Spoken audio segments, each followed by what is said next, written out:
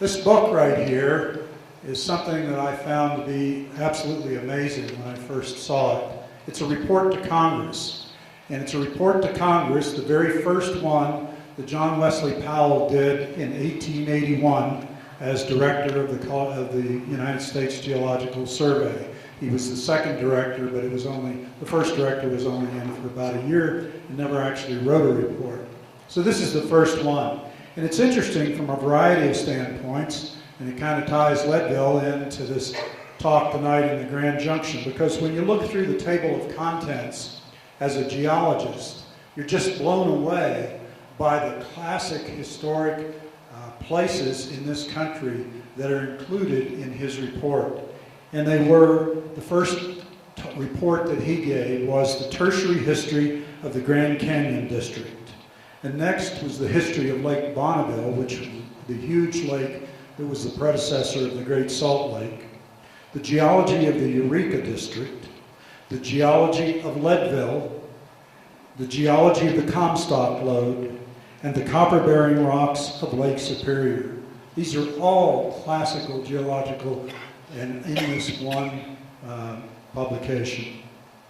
And in his first report, when he was writing about the Grand Canyon, and he wrote a little something about the Grand Canyon as director, and then there was a longer report, and that map back there was made in 1881 and has the Grand Canyon on it, and was a part of this report to Congress. And Powell is writing, and he's writing in the third person about himself. He says, the district was for many years the field research of the present director, being Powell. Some of the results of his investigations have appeared in the report on the Colorado River and in the report on the Uinta Mountains.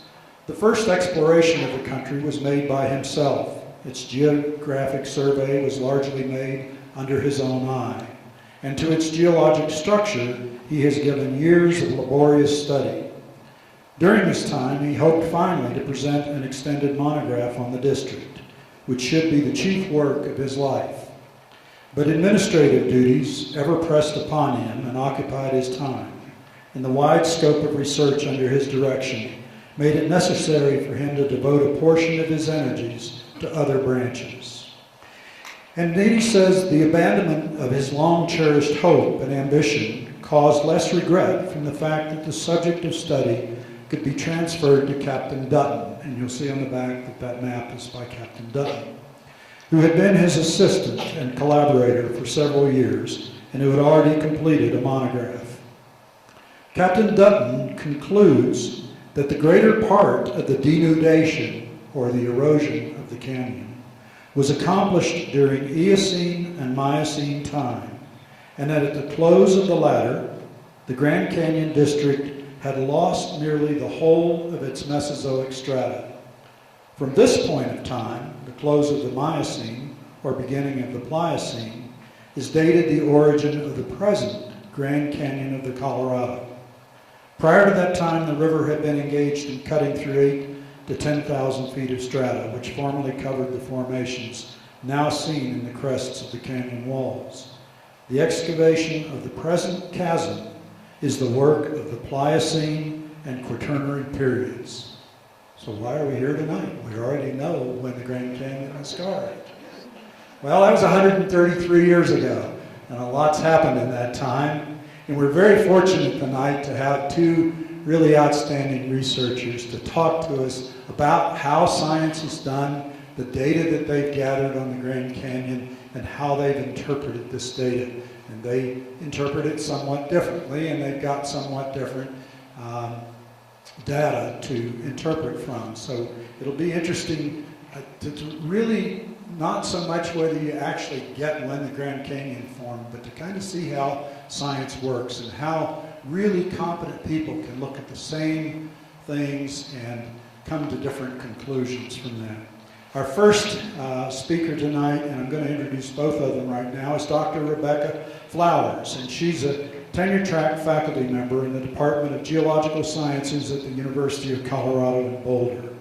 Her research broadly focuses on understanding the processes that shape the evolution of continents, particularly how deeper crustal and mantle dynamic processes are linked with elevation change erosion histories, and landscape evolution at the surface of the Earth.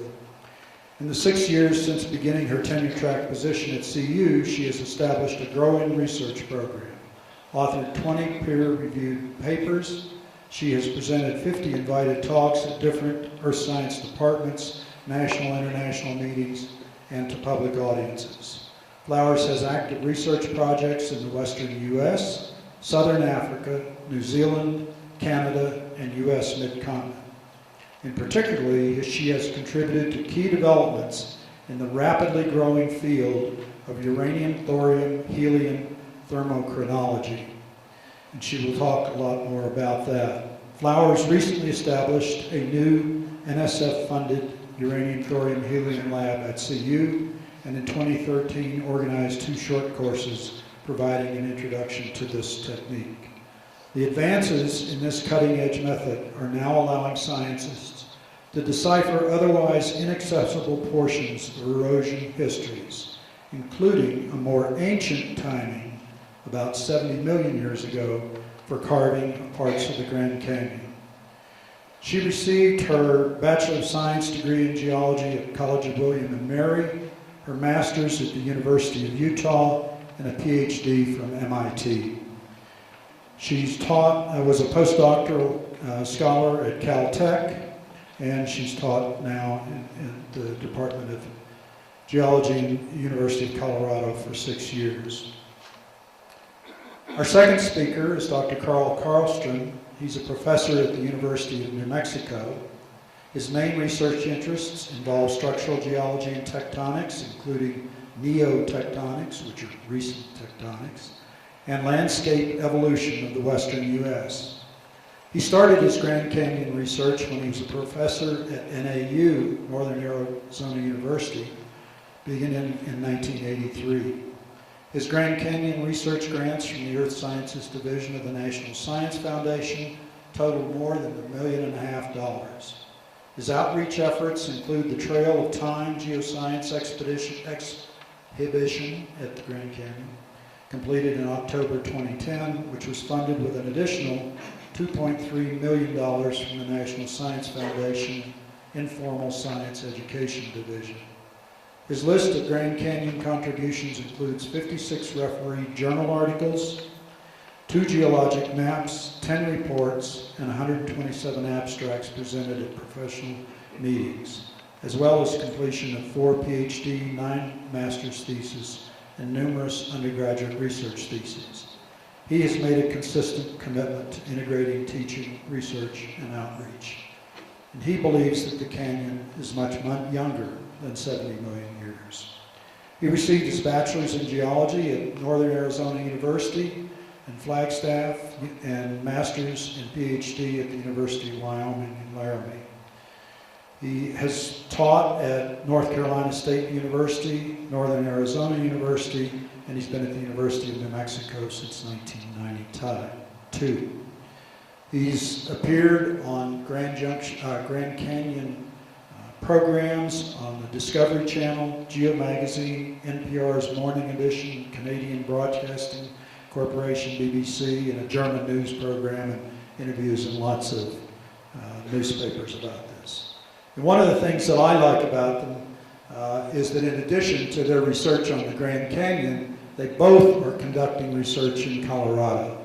Becky has done research on the Gore Range, showing how young it is.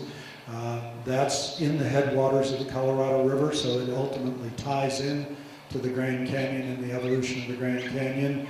And Carl and his colleague Andres Osland, who came all the way from Grand Junction tonight to hear this talk, are working on the areas from the Gore Range down in the Yampa Valley and on out toward the Craig area to understand the evolution there of the river systems that ultimately feed into the Grand Canyon.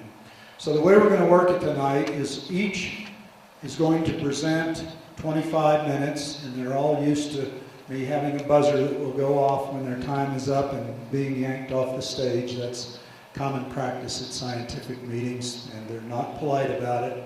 When your time's up, you're off.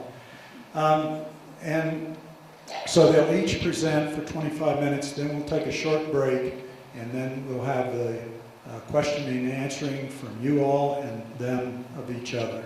So the first speaker tonight will be Becky Flowers. Becky.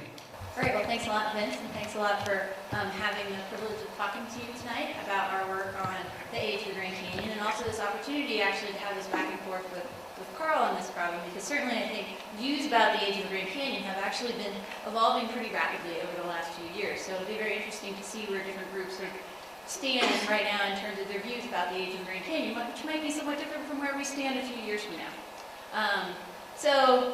First of all, you all know that Grand Canyon represents one of the most dramatic landscapes on Earth, and its very existence really inspires questions about why rivers carve big canyons like this, and how drainage systems and landscapes evolve, and how these processes relate to the elevation change of continents. Yet, despite the iconic nature of the Grand Canyon, when and why the Grand Canyon was carved have in fact been extraordinarily controversial questions for more than 140 years. So just to sort of locate you here, so of course this is a map showing, in blue represents the Colorado River, which flows from its headwaters here in the Rocky Mountains down southwestward through the Colorado Plateau, which is this physiographic province made of generally flat-lying sedimentary strata, which now reside at about 2 kilometers above sea level.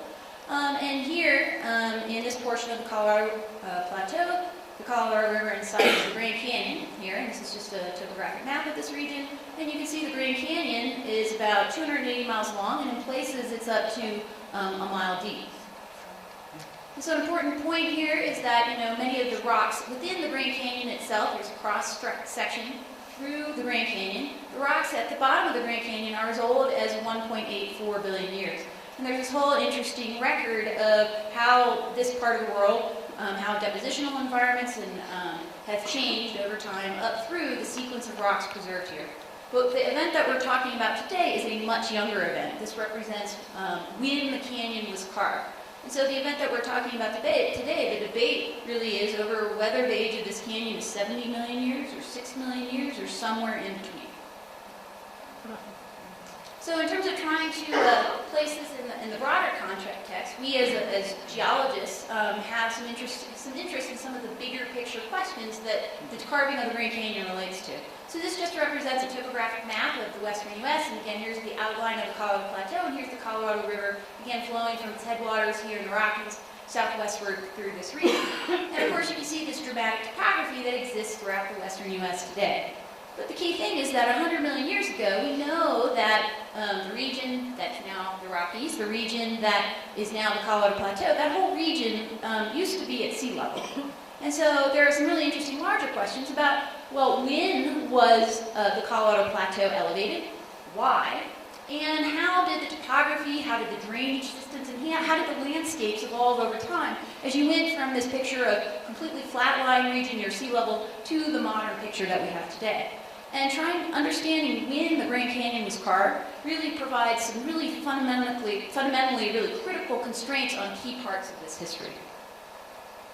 So, you might think, well, the Grand Canyon is this huge feature. Why don't we know how old it is?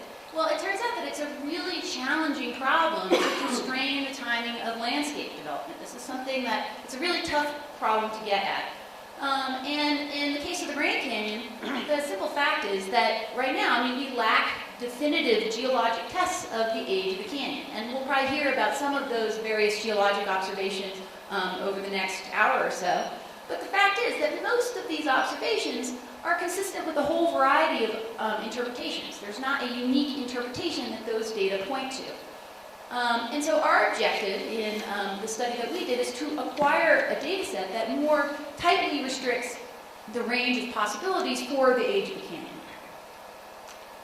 And so we, of course, as you heard, we have suggested that parts of the canyon could be quite old as 70 million years, but we're not the first people to have suggested this. Workers, scientists in the past have suggested a much more ancient age for the Grand Canyon. But the prevailing view over the last few decades is that the Grand Canyon has had a relatively simple history in which you incise the entire length of the canyon and its entire depth after 6 million years ago. But what I have some primary goals for today. The first point that I want to make is that actually actually, I mean, so if we go back and yeah, just think about this for a minute. Although this has been the prevailing view, there are in fact no data that require that the entire canyon was carved in the last 6 million years. And there have been a variety of geologic observations that have been made for a long time that have been used to suggest that the canyon's origin may be much older than this and may in fact be more complicated than this. And so today I'm going to be just trying to summarize some of these key geologic and also now new thermochronologic data, which I'll talk quite a bit about today, that provide strong evidence for at least portions of the Grand Canyon being as old as 70 million years.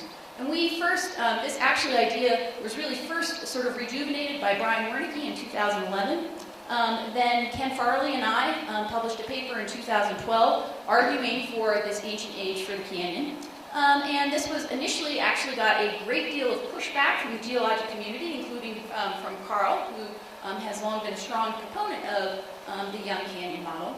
But I think over the last couple of years, there's actually been more data that has been published on this problem. And I actually think at this point that Karl and I actually agree on quite a few things. I think we've now both agreed that parts of the canyon do have a much older history, and that this history is actually much more complicated than simple incision of the entire canyon after 6 million years ago. And in fact, we actually agree on the age of certain segments of the canyon. So I actually think at this point we actually agree more than we disagree. However, there is a key point of disagreement. One of the key points is in the westernmost Grand Canyon, and I'll highlight which part of the canyon we're specifically talking about here. We disagree on the age of that section. And so I think that's one of the primary, one of the primary focus of our debate should be on tonight. I think that I really also want to show how new techniques, new advancements, for example, in analytical tools in the lab, can really revolutionize our understanding about really long-standing problems. I think this is a really good example of that. And then this also brings to the forefront new questions about how an ancient canyon fits into sort of this larger tectonic and landscape evolution history of the western U.S. And in fact, there are a variety now of new hypotheses that are being proposed about how you might do this. Brian Wernicke has one sort of big hypothesis. Karl will be talking about another hypothesis tonight that he favors. But this raises a whole bunch of additional questions about how you fit an ancient canyon into this larger model. And at this point, there's no unique way to do that. There are a variety of ways that you could do that. But that's going to be the focus of a lot of research, I think, in the coming years. All right, so right here at the beginning, before we get too far into this, I want to define some terms and how I'm going to use them throughout my talk. Because I actually feel like, in many cases, some of the apparent points of disagreement between Karl and I is simply a matter of semantics and how we're using different terms. So the first thing is that when I refer to the Grand Canyon, I am referring to any section of the Grand Canyon where part of the modern gorge was carved, regardless of when it was carved. So if it was 70 million years ago that this part of the canyon was carved, I'm going to call it the Grand Canyon. Second thing, I'm actually here using a map that Karl published in his recent paper, in which he divides the canyon into different segments. We also have referred to different segments of the canyon, but he's divided this now into 5 segments, and I'm happy to use his terminology here. We've done a lot of work actually in the eastern Grand Canyon. We've actually done a whole bunch of work actually over the entire southwestern Colorado Plateau here.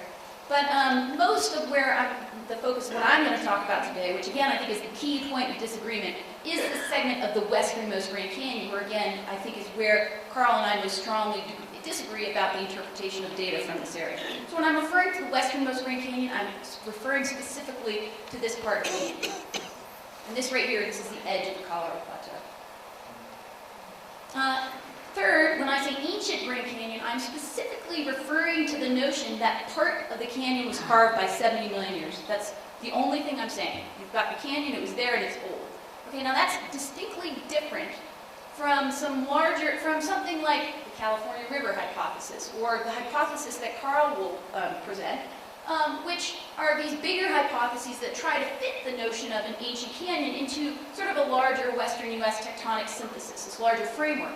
And so if you disprove parts of this larger hypothesis, it doesn't disprove the ancient Grand Canyon, it just might disprove that maybe not that entire big hypothesis is correct. It doesn't mean that the old canyon wasn't there. There are a variety of ways, again, that we might be able to fit an ancient canyon into that bigger framework.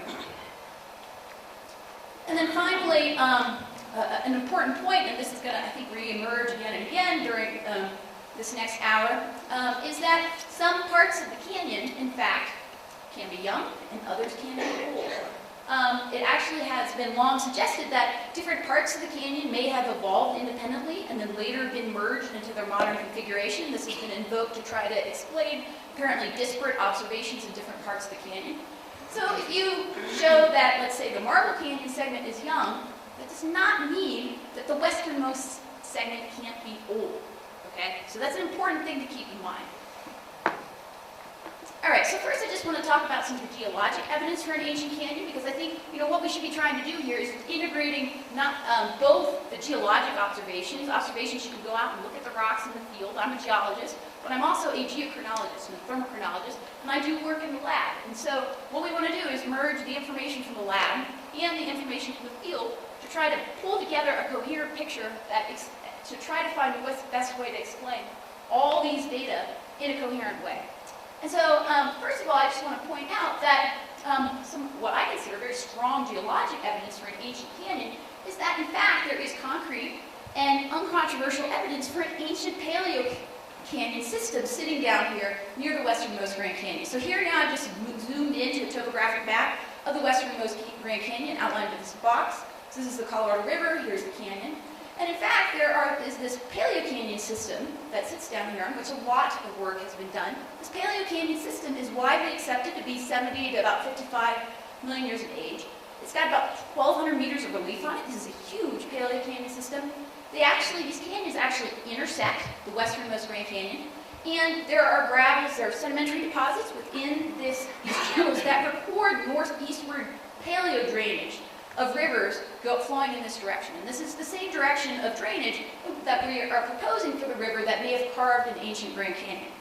And so this is concrete and uncontroversial evidence for a paleo canyon system sitting here of the same age as what we're proposing for the westernmost canyon.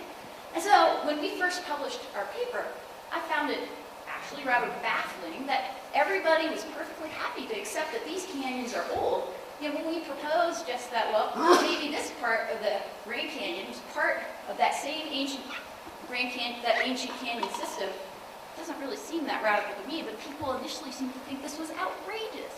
It seems to me, you just look at the geology here, that doesn't seem like an outrageous interpretation. Excuse me, could you keep the microphone? Oh, yeah, sorry.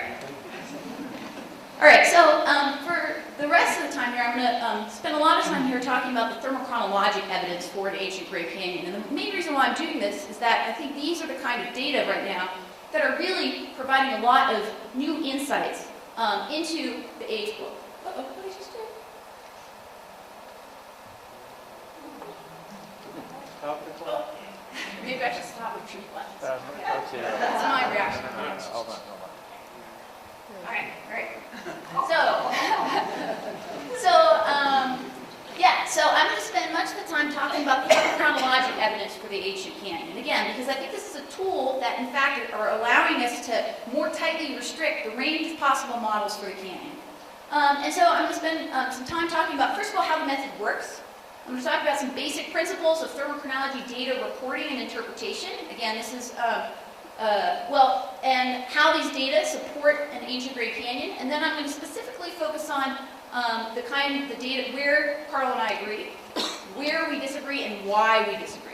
And I think this is actually where we disagree and why is where we should focus a lot of our debate again.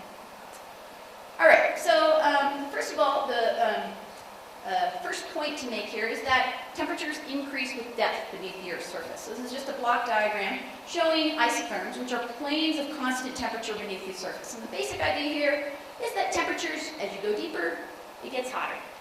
Okay, so if you have a rock sitting down here, and if that rock approaches the Earth's surface due to erosion, so you're removing material off the top, that rock is going to cool off.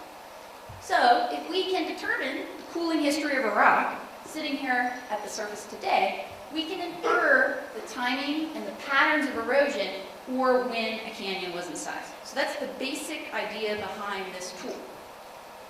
So thermochronology, this is a tool that we use to decipher thermal histories.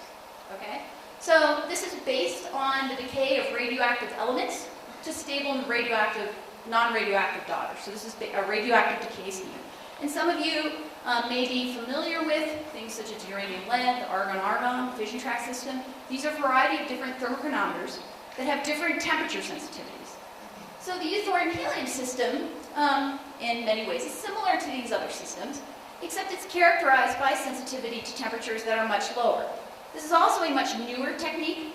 It was actually pioneered by my co-author on this work, Ken Farley at Caltech.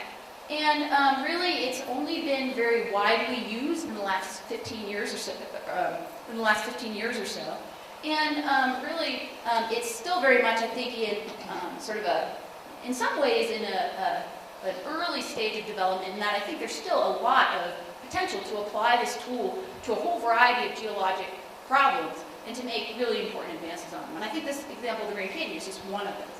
And so here's just a photo of two of my PhD students working in the lab. This is the instrument that we use in my lab to do this thorium-helium work. And in my lab, we've run several thousand analyses at this point, and I've interpreted hundreds of samples. We have samples from all over the world that we're analyzing in our lab to address a variety of tectonic and geologic problems.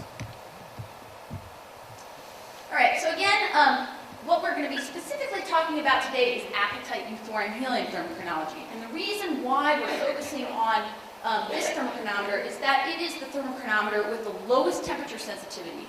And therefore, it's going to be most sensitive to erosional events like what we're interested in this region. Okay, so the basic idea behind this thermochronometer is that you have uranium and thorium, which is your parent, and this decays to helium. And on the left here, so this is an image of individual crystals of apatite. So what we do is we go out and collect a sample in the field, we crush it up, and what we ultimately want are individual crystals, a little vial of pure apatite. So rocks are made up of different minerals, and the mineral that we want from the sample is apatite. And so what we specifically do is we go in and we select individual crystals that are the best quality for a variety of reasons. So we'll go and date that crystal, and we'll date that crystal, and we'll date that crystal, and we might get 5 individual thorium-helium dates for a sample. Okay, so this is what we're after. And this thermochronometer has a temperature sensitivity of from about 90 down to about 30 degrees C. And so here again is just a block diagram showing these how temperatures increase with depth beneath the Earth's surface. And so what this means is that this gives us information about the final sort of 1 to 3 kilometers of erosion off the Earth's surface. All right, so the other sort of variant of this method that I want to introduce, but I don't want to go into too much detail on it, is what's known as the apatite 4-3 helium thermochronometry method. And so the thorium-helium method, again, is sort of sensitive to temperatures of sort of 75 down to maybe 45 degrees C. The 4-3 helium method, it provides us access to temperatures as low as 30 degrees C, and therefore this technique is sensitive, it is even more sensitive to events like canyon incision. Okay, so in sort of the basic helium dating technique, we go in and we date an entire crystal of apatite. We extract all the uranium and thorium, all the helium from it, and calculate the date. In the 4-3 helium method, what we're able to do is actually there's additional information about the thermal history that your rock experienced based on the distribution of helium in your crystal. So this is just a cross-section through an apatite crystal. So you're in the edge of the crystal to the middle. And this is just showing different profiles of helium within the crystal. And depending on how that spatial distribution of helium in the crystal actually reflects something about the cooling history.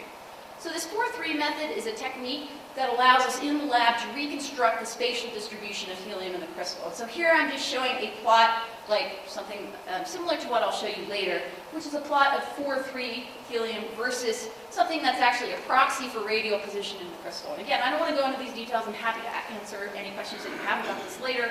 But the main point here is that if you have different thermal histories, they would predict different spatial distributions of helium. And so if we can back out the spatial distribution of helium, it allows you to more precisely determine your thermal history. All right, so now I just want to give just a couple slides explaining a little bit about how we interpret data from that's generated by this technique. So typically, again, what we're after using thermochronology, we are after thermal histories. Okay? And then, based on that thermal history, from that we infer some sort of a geological event. So here I'm just showing a time temperature plot. You're likely to see many of these in the next hour.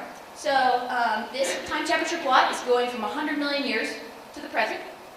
And on the y-axis here, you're going from temperatures from about 120 down to about 20 degrees C. Okay, so you're looking at probably, say, the upper 4 kilometers of crust. So down here, you're at greater depths, and lower temperatures mean you're at shallower depths. Okay, so I just want you to key in on these sort of two end-member thermal histories. So if you look at the red thermal history, that thermal history is essentially reporting cooling to temperatures less than 30 degrees C at about 70 million years ago. So here's 70, here's 30 degrees C, so cooling to less than 30 degrees C by 70 million years. And this is actually, I'm going to be showing you later some thermal histories that look very much like this, from which we infer an old canyon. Okay, so our geologic interpretation of such a thermal history is canyon incision about 70 million years ago.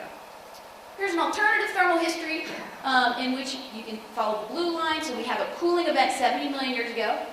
Okay, so that would be an erosional event. Let's say that might cause that. You're bringing the rocks closer to the surface so they cool off. Then it stays at a constant temperature for some interval of time, so it's just hanging out there in the crust, some level. And then you have a later cooling event. And a geologic interpretation of this might be that you have a regional erosion event. So you have cooling, that means erosion. So when you see cooling, you should be thinking erosion or canyon incision. Then you have a later, let's say, canyon incision event. Okay? And the key thing is that this 4-3 thermochronology method can discriminate between these two end-member histories. It can allow you to say, is this history right, the red one, or is that blue path correct? And this is really the only technique that allows us to discriminate between those two within the only thermochronological technique. It's probably really, it's really like the only technique with which you can discriminate between those two histories. Now, a couple of key points here is that, so if you have a thorium helium date, again, our objective is to try to come up with thermal histories that can explain the data. The results are never going to yield a unique thermal history, okay? So there's a whole range of viable thermal histories that can explain the data, okay? And the key thing is that you have to report all those thermal histories. Okay, so in this case, I showed you this red line previously. In this case, all of these paths are ones that could potentially explain the thorium helium date of my sample. And in this case, all of these thermal histories require cooling to temperatures of less than 30 degrees C. And so in this situation, you would again interpret canyon incision by 70 million years. But the point is, you have to report all those thermal histories. Another point is that we have to, definitely want to use geological constraints to restrict the range of viable thermal histories. However, you have to use these constraints with caution, and you must justify these constraints. So here, in this time temperature diagram, again, the same one I was showing you previously, what these boxes represent are the time temperature constraints that we've imposed on this thermal history. So we know our samples today are at the surface, so we impose that box. Based on independent information, we know these samples were at 120 degrees C temperatures, sort of 80 to 100 million years ago. And then we can run these thermal histories, and we come up with this range of constraints. But again, you have to be very clear about what constraints you're using, because if you apply them inappropriately, you can completely predetermine the outcome. Okay, so I just wanted to quickly show you sort of a little bit about how we do this modeling. Again, the importance of this will become apparent a little bit later on. So here is, again, a time temperature diagram. And we're trying to simulate a thorium helium date. And so here I have an initial setup here. I'm showing my time temperature constraint boxes. And so what we do is we attempt to simulate tens or hundreds of thousands of thermal histories. And so all of these time temperature paths must be forced through that box and that box, but they can explore this full range of time temperature space. The paths that don't fit the data are rejected. The ones that do statistically satisfy the data are retained. So at the end of the day, you end up with a field of thermal histories that look like this that can explain your data. Now, this model would have tested histories that went all the way out here and out here, but those were rejected. So if you see a final suite of thermal histories, again, number one, you have to report that full suite. But number two, this is providing you important information about the thermal history and therefore the erosion history experienced by your sample. All right, so now I'm just going to quickly summarize our thorium helium and 4-3 thermochronometry data from the westernmost Rain Canyon. Again, we have data from a large region here, but we're particularly going to focus on this region. And again, our objective was to use this new technique to try to acquire a data set that can very much more greatly narrow the range of possibilities for the age of canyon.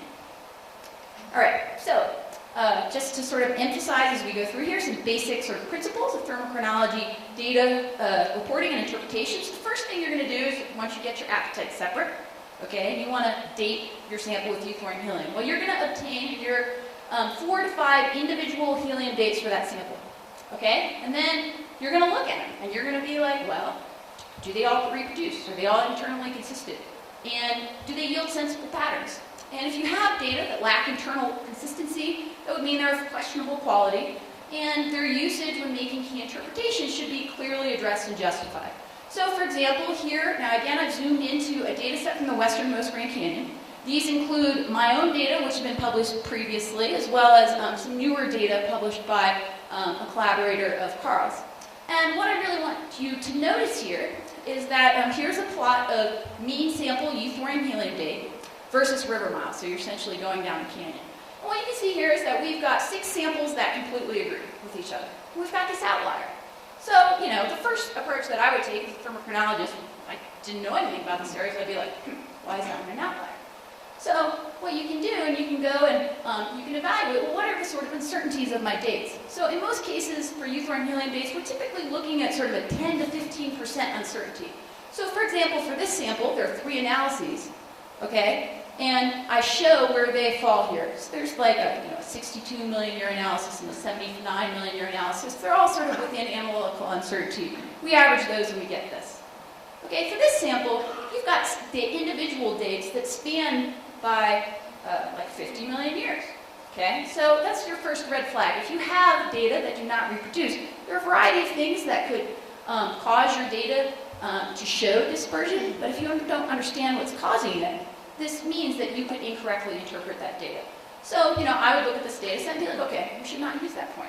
Okay, and in the end then, we have 29 reproducible analyses from 6 different samples that were generated by 2 independent labs.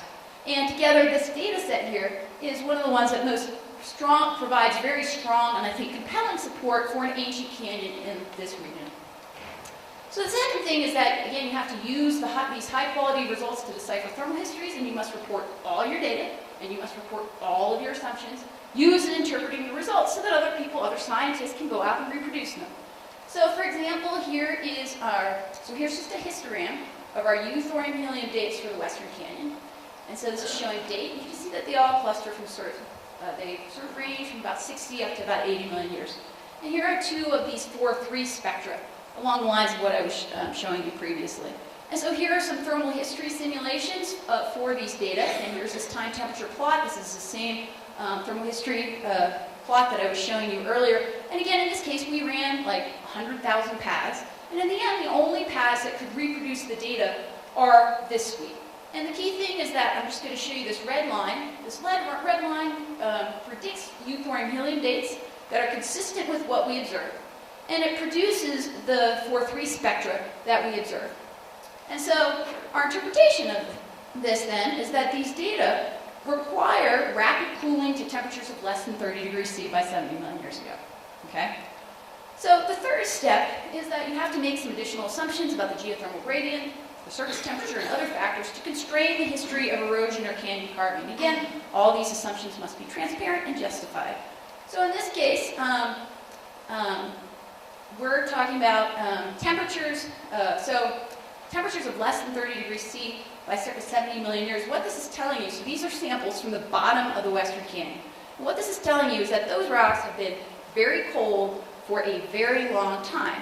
Okay, and pretty much the only way you can do that, if you make reasonable surface temperature assumptions, reasonable assumptions about how temperatures increase with depth beneath the Earth's surface, really the only way you can do that is to have part of the canyon carved by 70 million years ago. Okay, and so this is our primary argument here. So in this paper, we also evaluated a popular young canyon incision model, which is shown here by the blue line, the same line that I showed you earlier. And what we find is that this history, so what you see here is that we have a cooling event about 6 million years ago, so that would be canyon incision 6 million years ago. That thermal history predicts thorium helium dates that are much younger than observed, and it predicts 4-3 spectra that are inconsistent with our observations. So based on this, we conclude that this young canyon model is inconsistent with the data. So we drew a number of key conclusions in this paper. First of all, that the Western Grand Canyon data demand a substantial cooling event 70, 80 million years ago. It provides no evidence for the strong post-6 million year cooling signal predicted by the Young Canyon model. These data support carving of most of the Western Grand Canyon by circa 70 million years ago. And we also, based on some other data in the region, we made some larger arguments about what this means for the timing of incision of different parts of the canyon, and tried to link this to sort of the bigger picture. But I don't have time to sort of go into that right now. So I just want to hit just a couple key slides here, and then I'll be done. So first of all, because this is where I think we want to go here tonight, is first of all, so when we published this paper, it was very controversial. But I think, that's been great. And this is what we're supposed to do, right? We're supposed to publish stuff, and then people are supposed to evaluate it and publish more data, and we're all supposed to be coming up with, something in the end. What we're supposed to be seeking what the history is here. So I think, we're moving this problem forward, right? And so, so the first thing I just want to focus on is, well, what do we agree on? So again, when we first published this, there was a lot of pushback on us. Like, I was really actually rather astounded by the media attention this got. I was like, holy cow. And there was a lot of pushback. But now, actually, if you look at the recent publications, if you look at Karl's recent publication, actually, I would argue that he mostly agrees with our conclusions. And that, so now we agree. So there have been more euthorium helium data that have been published. The euthorium helium data, so there are two different groups that have published helium data. If you look at the helium data from this entire region, for any particular region, the helium data agree with each other. It's not like one data set says one thing and another one says another thing. The helium dates, the dates themselves, they're the same. Okay, there's new agreement actually. I think we made an argument about an age, a paleo canyon, a proto canyon, an eastern Grand Canyon. I didn't talk about that. Actually, I think Karl and I sort of agree with that. We disagree about the detailed timings. But to first order, I think there's agreement there. And importantly, I think there's actually new agreement that parts of the Grand Canyon were carved by about 70 million years ago, and that the Grand Canyon has a far more complicated history than one of simple incision of the entire canyon 6 million years ago. And I think that is actually going to come across loud and clear from both of us. This is not a simple history here. This is one of the reasons why this has been such a hard problem, is because it's really complicated. The history here is really complicated, and that might be the only thing you get away with, walk away with tonight, but that's what one key thing you're going to come away with. What do we disagree on, and why? So what we really disagree on is the age of this westernmost Grand Canyon, and that's the data that I was just showing you. If you look at the euthorium helium data, again, the euthorium helium data, they're all internally consistent, and they all, I think, support an ancient canyon. The difference in our interpretations is a consequence of the assumptions made when doing those thermal history models, and that's why I sort of walked through that. And I hope when we get to the debate part, I'd like to have an opportunity to work through very specifically why I think we disagree, and the differences in the assumptions that are made and why we end up with different conclusions. Karl has argued that appetite fission tract data, which is a different thermochronology technique, which I didn't talk about, sensitive to somewhat higher temperatures, that these euphorium helium dates are inconsistent with the helium dates. Now, this is true. Actually, this is a very important observation and one that we definitely need to follow up on. But two things is that, first of all, the appetite fission tract data from the westernmost canyon, they don't agree with each other either. So the helium data, they're all saying the same thing. If you look at each fission tract sample, they're all saying, they all say something different. And so it's unclear to me where exactly the problem is with that, where the discrepancy is ultimately. But certainly, if this is true, then we need to follow up on this. And I also just want to highlight that I think this controversy, this really illustrates both the power and challenges of combining, interpreting, and then also concisely explaining a really rich and complex thermochronologic data set in a complicated geologic setting like we have here. And so again, I just wanted to leave you with some key conclusions here. So portions of the Grand Canyon are as old as 70 million years, something Karl and I both agree on. There's new agreement that this history of the canyon, parts of it are older and are more complicated than simple incision of the entire canyon 6 million years ago. Again, we have disagreement on the age of the westernmost canyon. Again, I think this really shows how these new techniques can really totally revolutionize our understanding about these long-standing problems. And again, this raises all kinds of new interesting questions about the larger implications of this local history for sort of larger Western U.S. evolution, which is something I think that both Karl and I are very interested in.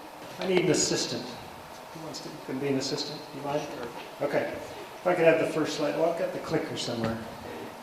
It's Over there. Okay. Yes, you're going to hear a little bit of agreement and a little bit of disagreement, and that's the fun of it. I just want to put things in perspective. This is a bag of Crown Royal whiskey. And does anybody know the age of the Earth? Oh, well, what is it? It says 100 million. 4.567 billion. Okay, I just handed you the age of the Earth. Okay, now we're at 4 billion. Early life came soon after that. 3 billion, there's 3 billion. Okay. 2 billion is about the oldest Grand Canyon rock. As Becky mentioned, 1.84. Let's see. 1 billion, the assembly of the pre-Pangean supercontinent. A lot of interesting record in the Grand Canyon, these early events. And then dinosaurs and all that. Okay, here we are at the old canyon model, that's the blue. And the last little red bit here is the last 5 to 6 million years. It's a very graphic, I think, illustration of what both Vince and Becky said. No matter whose model is right, this is a very young canyon, geologically young canyon, carved into very old rocks.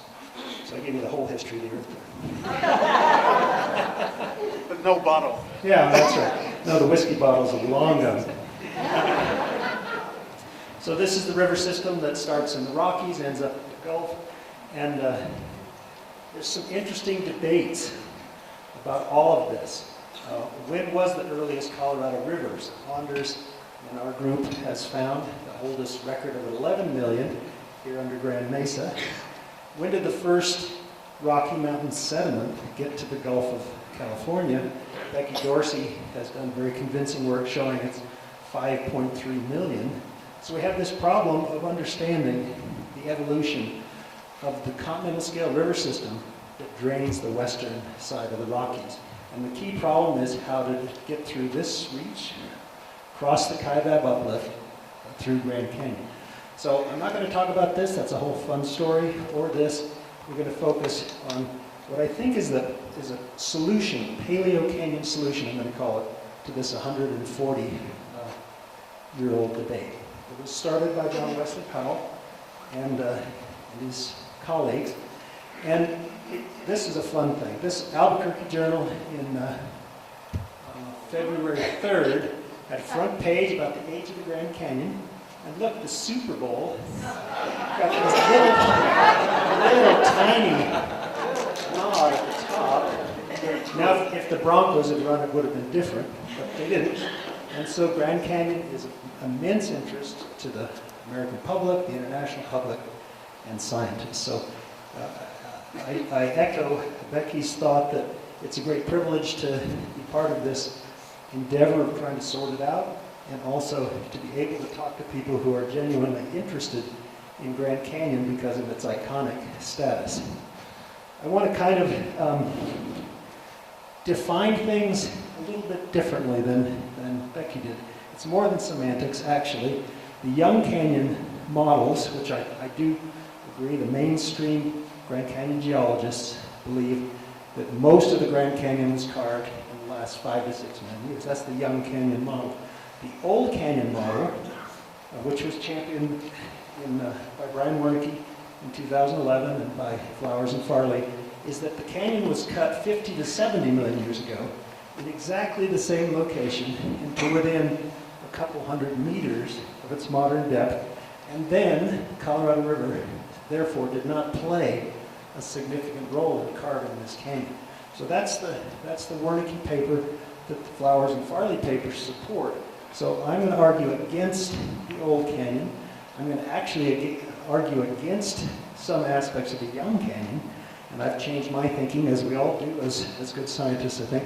But I'm going to say we have a solution to this, which is that different segments have different histories. Now that's very different than what Wernicke and Flowers and Farley published, but I think it's great if we're coming together now in terms of a model. So here's the California River, Arizona River model. This one, here's this old river at 70 that flowed toward that Cretaceous seaway. Then drainage got reversed, and at 55 flowed the other way.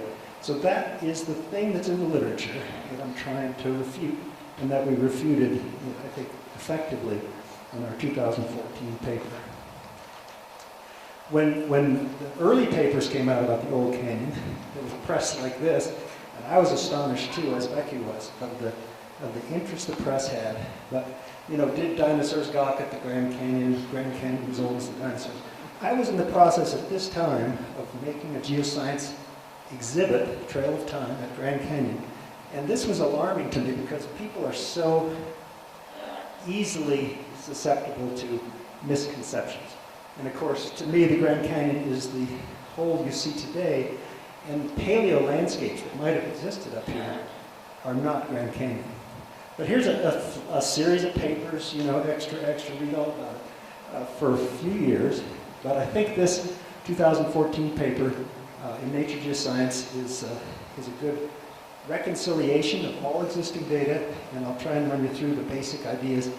I wrote a little summary and abstract of this talk. If anyone's interested, go on the back table.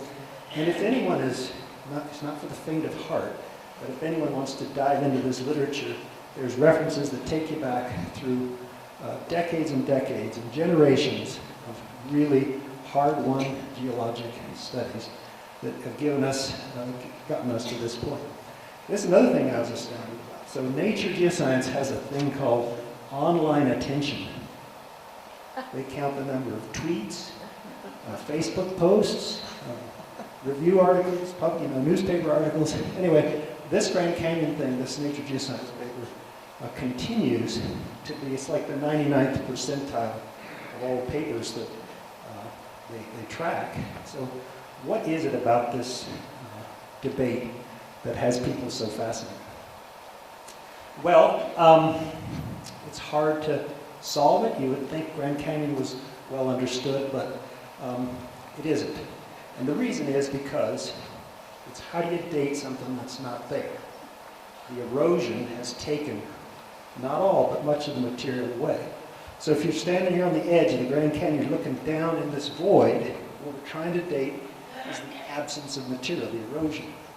If you stand on the edge and look up, you have to realize there were several kilometers of other rock above you that got eroded. So that's where we're headed, is to try and understand this erosional landscape. Becky is focused on these remnants, and I will too. Those have been known since the mid-60s, when Eddie McKee had his famous meeting in Flagstaff to try and solve this problem of where the Colorado River went. And I'll talk a little bit about those. One of my co-authors on this paper is Dick Young, who's the one who's pioneered that work for decades and decades with these remnants of gravels in the western Grand Canyon. So here's half of our field vehicle. And there's the other half. You only see half at once. But I do want to point out the written word is hard to refute. And so in these Flowers and Farley quotes, this is 2012, 2013, in every case they say they support an ancient Grand Canyon model of Wernicke. So if that's changing, that's great, but I still am arguing that California River, Arizona River model and the idea that the canyon was carved in exactly the same place to within a few hundred meters of modern depth is wrong. And how do we test that hypothesis? To me, and our logic for this paper is that if any one of the segments of Grand Canyon is young, quote, then the old canyon model of Wernicke and that's supported by Flowers and Farley is falsified. So we're going to start, we do one segment at a time, and I just want to show that the thermochronology, well, the canyon segments look different, don't they? Marble Canyon is narrow and the central Grand Canyon's wide, and some parts have these benches and some parts are even wider, lava falls and plateau point. But I want to look at each of these segments just briefly to see if we can falsify the old canyon any number, let's call it now. And just like Becky, we've used thermochronology that time that the mineral cooled, not when it formed. And my co-authors include people who work on apatite fission track and apatite helium, and now apatite 4-3. So we're applying the same methods and trying to come to an understanding of how rocks cooled as they came to the surface. And so Becky did a nice job on the apatite helium. I'm not going to, that's a pretty standard parent and daughter relationship. I want to talk about fission track for a minute because that's something that we think is important. In fact, fission tracks have been used to calibrate apatite helium dating and 4-3 modeling, so the two are sort of inexorably entwined. But imagine a mineral that's hotter than 110 degrees, and sometimes these uranium nuclei will fission spontaneously and shoot out a fission track, damaged lattice, a bit of the lattice. But if it's hotter than 110, it anneals, disappears. Another one will happen, another fission disappears. Another one happens, disappears. Another one happens, disappears. Another one happens, etc. However, once it cools through that critical temperature, if you form one, it stays. If you form another and another and another, we kind of know the rate of fissioning depending on the uranium concentration, and so it's like a clock. Okay, so it's the time the mineral cooled through that temperature. The other systems work the same, but fission track has also this nice thing where let's form a track, and now instead of being cold, it's going to be retained because it's less than 110, but it's higher than 60. And look what happens. The track shortens. One forms and it shortens. One forms and it shortens. So this method with track length helps us understand the time it took for the mineral to go through what's called the partial annealing zone between 60 and 110. So the pitch I'm going to make about thermochronology is this low temperature end of things has great riches for us that we're just beginning to realize, in part through technological advances that Becky's been an important contributor to, but we have to now use all these methods and get them to agree. We're not there yet. Helium is the most diffusible atom in the universe. And so we're trying to understand helium diffusion through crystals, and we're getting there, and this Grand Canyon maybe is going to really blow the doors off our understanding of how to refine these systems. So here's Marble Canyon, one section at a time. Here's one of these time temperature histories at, let's see, where am I? 20 million years ago. That's long after the old canyon model says it should have been carved. It was at over 60 degrees. And we can worry about surface temperature and geotherm, but by anybody's guess, it was a couple kilometers deep at least, and therefore there was no Marble Canyon. There just was no Marble Canyon 20 million years ago. So the old canyon model, I guess we could say I'm done. One strike is all you need. And the old canyon model, as expressed by Wernicke and supported by Flowers and Farley, doesn't work.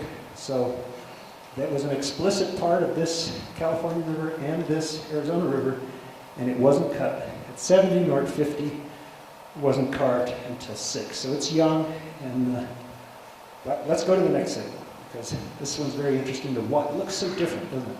But here's a rim sample, and a river sample. What power we have now. This is from John Lee's work, who's did the apatite uranium, thorium, helium dating as part of a paper we published in 2013. But this is about 1.5 kilometers different between the rim and the base. And so those should have different thermal histories if there was no canyon above them.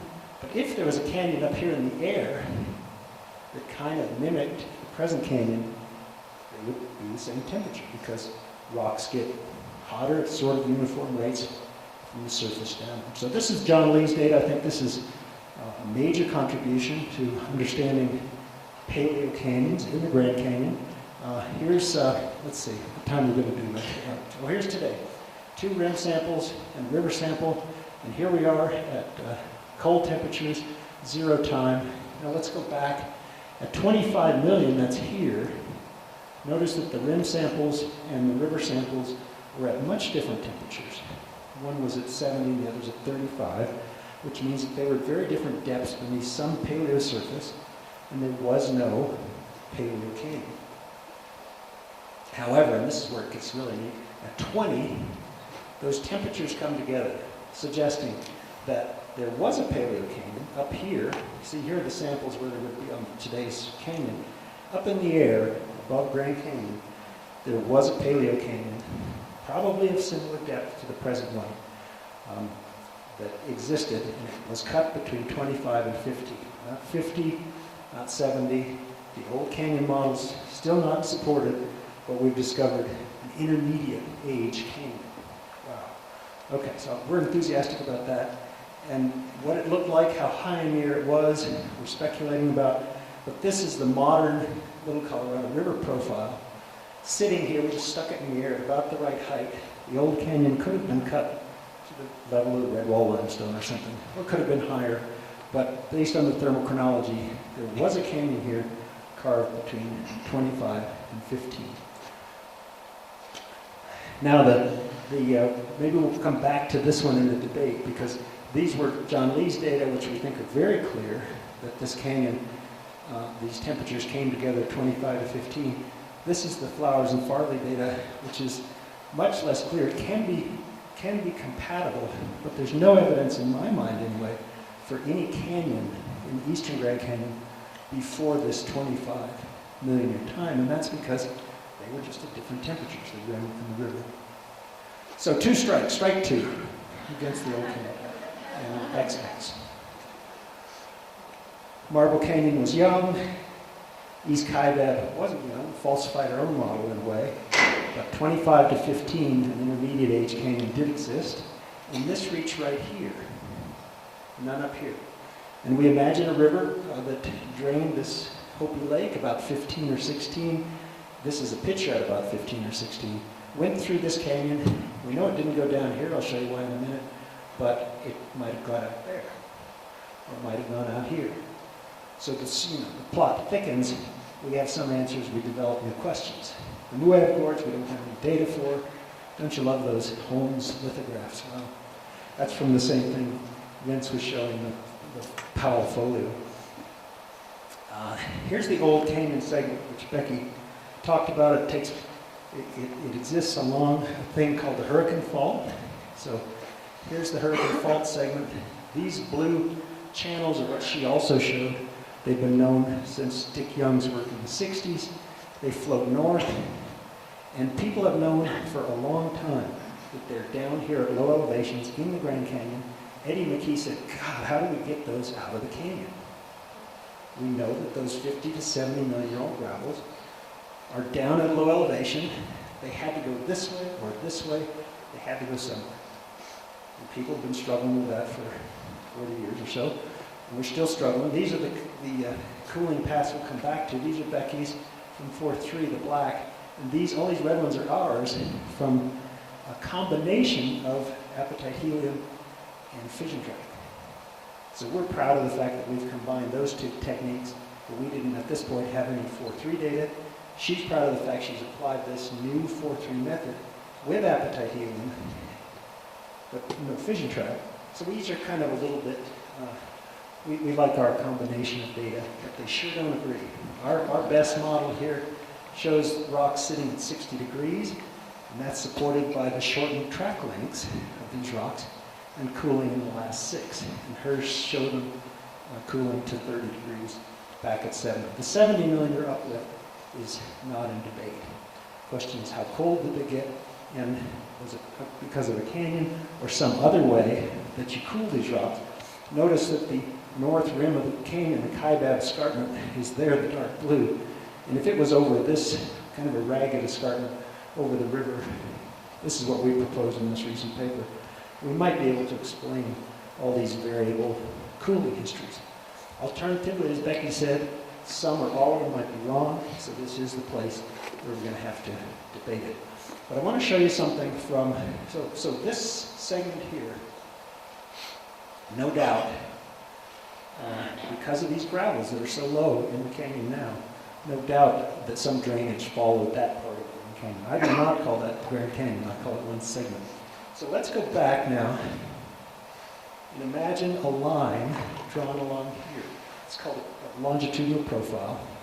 And so here's the river going from east to west across this hurricane segment. And if you're in your boat, you just float down the blue there. And all this stuff's up in the air above you, including these faults that you're crossing. And these are the yellow, these dots, are those all-important remnant gravels that we know are 50 to 70, and some at quite low elevation, and others at higher elevation. And we have, in this recent reconciliation paper, we undo the faulting, and we show that this river flowed north. Now, if you were 70 million years ago floating in your boat, you would be floating north along that yellow line, which is about halfway to the rim of Grand Canyon. So about half of that segment was carved by this older Paleo River, but no way did it go through the rest of the Grand Canyon. It couldn't have gone through the eastern Grand Canyon or Marble Canyon, as we just showed. And here's why it couldn't have gone through the western Grand Canyon. So here's that hurricane segment going that way. Here's this contentious section here that we'll focus on in the debate, I think. But again, Dick Young's work, crawling around looking at rocks. These green rocks are Oligocene in age, they're 35. And this patch of rock right here on the lip of Grand Canyon looks like this. So if you're standing here looking towards this Kaibab Scarp that is looking northeast, that's what you see. There's the Grand Canyon in between and the Unicurk volcanic field. All these things right here which are perched right on the edge of Grand Canyon were deposited 35 million years ago. And here's what they look like a little closer. Oops, and here's what they look like a little closer. And wow, if you know about imbrication, you see them all leaning to the left here? That means the stream was flowing to the left, which in this case is north. And so this river, alluvial fan coming off the Kaibab Scarp, and these things contain Kaibab and Coconino class that couldn't have come from anywhere else. So we think it's very clear that this segment here was covered by those green sediments which are derived from here, and there was no Grand Canyon at 35. This is something we'll talk about in the debate. I think this is new 4.3 data from Dave Schuster and Matt Fox. Dave Schuster, along with Becky and their supervisor Ken Farley, have pioneered this 4.3 method. And so Dave and his postdoc are reviewing the analyses that Becky's done, and we've irradiated a bunch of new samples with the spectacular data coming out. Anyway, here's a conclusion of a paper which is in press for Earth and Planetary Science Letters. These are just their conclusions, but they think that the possibility of incomplete annealing resolves the apparent conflict in time-temperature paths inferred over the last 70 million years. So we can talk about that in the debate, but Becky assumed that all these rocks reached 120 degrees. And they say, well, if they only reached 85, then you might have freed all the daughter atoms to diffuse out, but you might not anneal the radiation damage in the crystal, therefore affecting its effective closure temperature. And the other conclusion is that previous unrecognized complexities exist in current quantification of both. Oh my gosh. Fission tract annealing, so I'm sorry to hear that. I was hanging my hat on that. And 4.3 diffusion kinetics and appetite. So these two systems depend on each other a little bit in their interpretation. These rocks are at a depth that's pushing the limit of resolution for cooling histories. These rocks have had a very complicated multi-stage. They sat here cool and then they got buried by all the sedimentary rocks and unroofed maybe once or twice. So a complex history of these rocks makes them not only a spectacular laboratory for thermochronology, maybe we can apply all three techniques and get them to agree. That's the hope of this project I have with Dave Schuster. But also, just a warning that we're right at the limit in this Western Grand Canyon of what this technique can address. So anyway, 3 strikes, we think. First 2, thermochronologic. The left one, geologic. It couldn't have been a canyon there based on the deposits. And the thermochronology, we'll have to wait and see how those differences. So here's that old canyon segment. Went off to the north. We know not where. This 25 to 15 one went off. We know not where. And then our view of so a young one, an intermediate one, no data, an old one, and a young one is our interpretation. So where did they go? And this is an exciting, new questions that come up. Jim Sears has proposed that there was the Grand Canyon was the headwaters of a river that drained across Nevada through gravels that he's studying in Montana, and Paul Link studying in Idaho, across into Canada, and ended up in the Labrador Sea. Seems far-fetched. We have a proposal in to test it, but look at here. Here's the modern Andes. That is a high spine of topography, a river that flows all the way across the continent to the Atlantic. The analogy is not impossible. We're looking for a place for these rivers to go. So we have a Canadian colleague that's drilled, has access to drill core here, and then these gravels along the way. We're going to see if we can see the same types of grains, same age grains, same type of fossils in this long path, which would be a truly remarkable change in how we think drainages might have evolved in the western U.S. So our Paleo-Canyon solution, as we call it, we think it reconciles all the data that exists today. Tomorrow's data are different. But we show that although one part of the canyon was carved greater than 50 million years ago, it was carved by a north-flowing river, and one part was carved 25 to 15 by a west-flowing river, the modern Grand Canyon that we see today that people think of as the Grand Canyon, you're standing on the rim, was about 75% more or less carved by the Colorado River in the last 5 to 6 million years, when snow melt from the Rocky Mountains finally found its way across the plateau to the Gulf of California. It arrived in the Gulf at 5.3. So it's this canyon has been carved by the Colorado River, 75% we say. It made use of older Paleo-Canyon segments, but there was not an old canyon carved to within a few hundred meters of modern depth at 50 or at 70 million years. So thank you very much. One of the things that I noticed in these quotes that Carl showed, I wanted to get a clarification from Becky. And if you notice here, it says that on the first one, in which much of Grand Canyon incision was accomplished by an ancient Cretaceous river that flowed eastward. And then in the second quote, evidence for carving of the western, these data contradict the prevailing view of post-6 million year carving of the entire canyon. So could you clarify for us, Becky, whether you think any of the canyon segments were carved in less than 6 million years, and if so, which they are? Which are they? Yes, so... Turn the switch on. Oh, sorry,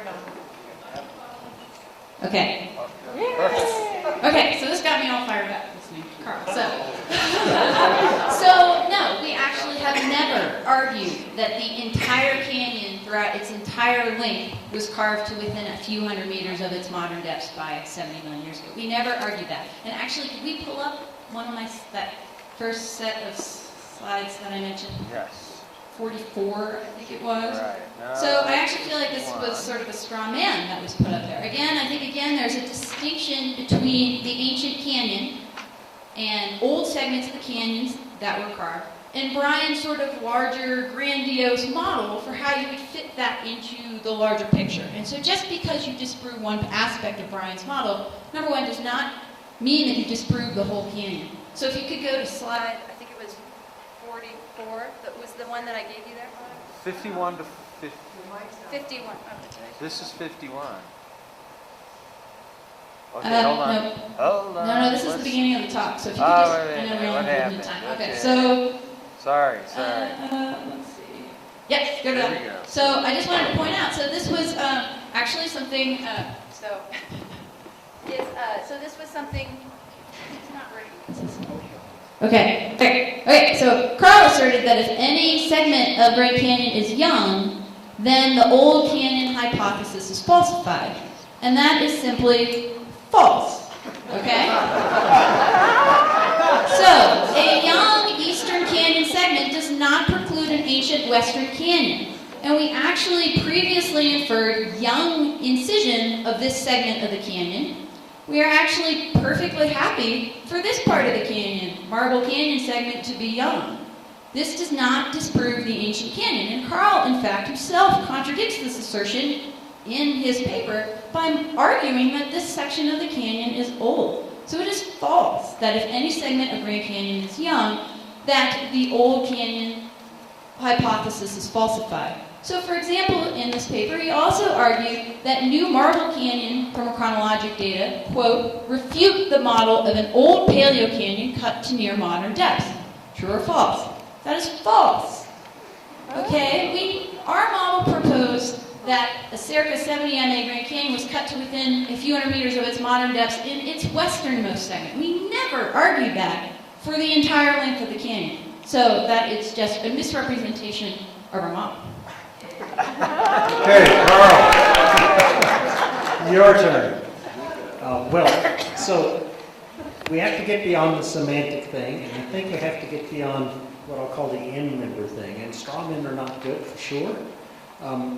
Myself and many people read Wernicke's paper to say, and in fact his maps show it and his cross-sections show it, that the entire canyon was carved, 50 to 70. I can show you the cross-sections if you want, from which we gathered that, if you want to go to my thing. But in a way... but his cross-sections do not show that. Well, I can show you that. They do not show that. Okay, so, yeah. It might be that, to me, working on the tourist stuff, the semantics were more important in that Grand Canyon is a landscape that we see today from the rim as tourists and get excited about, which evolved from past landscapes to where it is now. And there was, in my mind, no old Grand Canyon.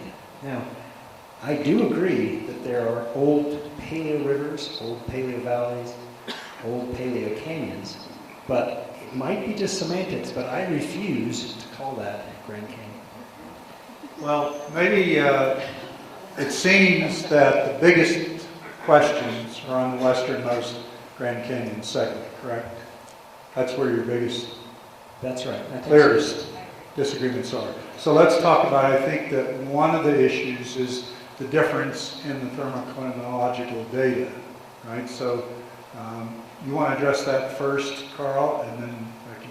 Okay, let's pull up on my. You can use either one, but I like having the two models together. So go down here, further. This one here is good. Okay, so we're talking now. We're not talking about the Hurricane Fault segment, which we both agree has these old gravels heading down toward it, and probably was carved in part 50 to 70. We think half. We're talking about the stretch from Diamond Creek to Grand Wash Cliffs. We called it Westernmost Canyon. So you can see the number of samples. The yellow ones are from Flowers and Farley. The purple ones are from Lee et al. And our 2014 paper. And the black cooling paths are Flowers and Farley's models, which Becky will explain more, but they're constraining the model to start at 120 degrees C between, I forget what it was, 80 and 120 or something like that. So there's a box there, like she was explaining. Those models have no choice but to start there. And then they cool quickly, and according to our new work, Schuster and Fox, it may be because those grains had radiation damage in them that were not annealed out, or it may be that there's problems with zoning assumptions, or etc. But anyway, that's her two methods, let's say. We'll call them two methods, although they're entwined. Disagree with our two methods, which include fission track and apatite helium, and those are modeled with the same modeling software and different assumptions. You can see the purple band goes back clear to the Cambrian in our model, because we know that those grains were at the surface 500 million years ago. And then they evolved down to that temperature of about 100 degrees. They still have radiation damage in them.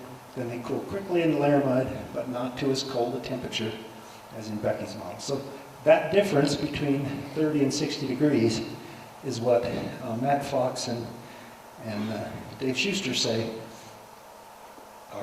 is unresolvable at present without some new constraints.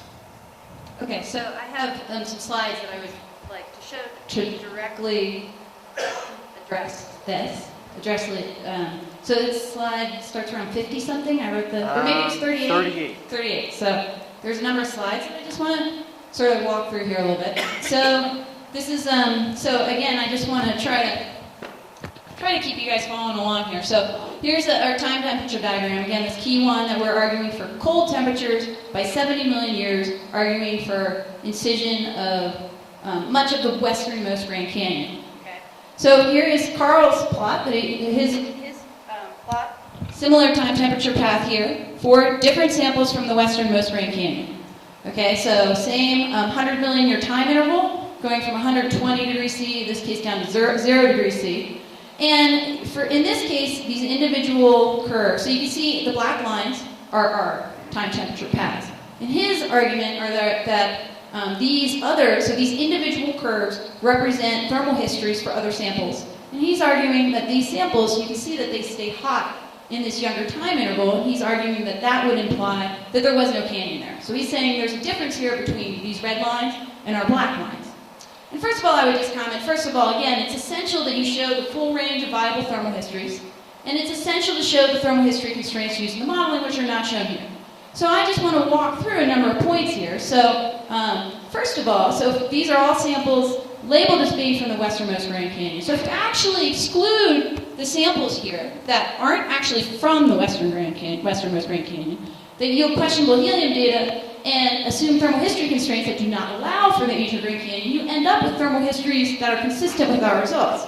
So, for example, 2 of these samples that are shown here, these lines, they're not from the westernmost Grand Canyon, they're from the hurricane segment. They should not be on this plot. Okay? Number 2. So we had talked previously, I showed this diagram in my talk. So here's mean sample euthorium helium date for the samples from the westernmost Grand Canyon. And I'd highlighted that these 6 samples, they're all internally consistent. They have low uncertainties. These are the data that you would look at and say, oh, well, these data, I believe these data, all the uncertainties make sense. This is this anomalous sample. It yields data that are not internally consistent. So sample 24 here is that simulation result is based on that anomalous point, and in my view, as a thermochronologist, you should not be using that sample to make this interpretation. Last point here is that for this final sample, thermal history constraints are assumed that do not allow for an ancient canyon. So here are my simulations of exactly the same thermochronology data. So here's a time temperature plot, and so here I'm using conservative thermal history constraints, okay? Again, we know the samples are at surface temperature today. We know they were at some warm temperature 80, 100 million years ago, somewhere up in this range. So if you allow this sort of conservative estimate of these conservative thermal history constraints, you obtain this large range of statistically viable thermal histories. Okay, so these are the pink curves. Any one of those time temperature paths could explain your result. Now, point here is that these are our results, shown in black. And what you see is that the pink lines, they're compatible with the ancient canyon. Now, they don't require the ancient canyon, but they don't disprove it. Okay, now if instead, what was done in this modeling, in the Carlstrom et al. Paper, these extra boxes were added as thermal history constraints. And it's unclear in the paper why these constraints were used. There are no geological constraints that indicate that those boxes should be there. But if you add those boxes there, what you're going to do is make all the time temperature paths go through those, so they do that. So you don't allow those ancient canyon as a possibility. So Karl argues that this model disproves the ancient canyon, but this model does not actually test the ancient canyon. It doesn't allow for these paths that would otherwise be consistent with it. So my argument is that if you actually exclude these samples that aren't from the ancient canyon, exclude that anomalous sample, and exclude this thermal history, this sample that uses inappropriate thermal history constraints, that you end up only with thermal histories for the westernmost Grand Canyon that agree with our results and that support the ancient canyon. Okay, I've asked my questions. It's time for you all to ask your questions. Let me just show one thing. It will be short, but show that same map for me. I think Becky's modeling is interesting and shows that actually both the data, as Matt and Dave said, the data really aren't able to discriminate. Let's go to the map. Oh. No, I want, if you go back to my, show my, Go back to your. yeah, my PowerPoint if you could, and show that map. Okay, so rapid cooling, let's say for the moment that we want to explain all the data that we think is valid, Becky doesn't. Then you have different cooling histories in different places. In that, the only way we could explain that was an escarpment retreat, a ragged, see the dashed blue line, which is migrating north and uncovering different rocks at different times, so you have different cooling histories. So that was our attempt to explain all the data. If you want to start throwing out data, that's okay too, and we need to actually work on that. But in any case, the fact that things cool to whatever temperature we're going to have to argue about does not indicate a canyon. What it indicates is cooling due to erosion. And that escarpment that's retreating to the north is about a kilometer and a half high. And once it retreats off those rocks, they're only about 800 meters deep. And so what that means is that depending on your choice of surface temperatures and geothermal gradients, they could be at 20, as you say, you pick a minimum depth, or they could be at about 60 degrees. So let's say they could be anywhere between 200 meters and 800 meters of the surface according to our modeling. So 2 points, we've got to get better time temperature histories that everyone can agree on. That's where we're headed. And number 2, once we get those, we need to argue what's the nature of the erosion that cools those rocks. And I would argue there's no evidence for a canyon. In fact, the geologic evidence says there can't be a canyon. I would agree that, there certainly are assumptions that we have to make when you go from interpreting a thermal history to trying to understand what that means for a real geological event. But certainly, if the rocks at the bottom of the canyon are as cold as 30 degrees C by 70 million years, if you assume any sort of reasonable geotherm and surface temperatures, you require a canyon sitting there. And in Karl's paper, there's not actually a clear outline of how you get around that fundamental constraint that it appears that the data imposes. Au contraire. I think we do show that depending on surface temperature and geothermal gradient assumptions, those temperatures so first of all, you can't resolve to 20 degrees anyway. You might get to 30. Well, 30, yeah. We're talking about 30. Your graphs are 20. You can't resolve to 20. And so let's just say 30 and give it 10 degree surface temperature, which a lot of geothermochronologists use. They don't use that for this area, though. That's entirely an inappropriate assumption for... Our paper quotes all of the thermochronology estimates of surface temperatures that have been used for this area. And in the literature, people can be wrong, but in the literature it's between 10 and 25. So I agree with Dave Schuster and Matt Fox that these samples are pushing the limit, and we do not have the thermochronology resolution yet until we apply all 3 methods to the same sample.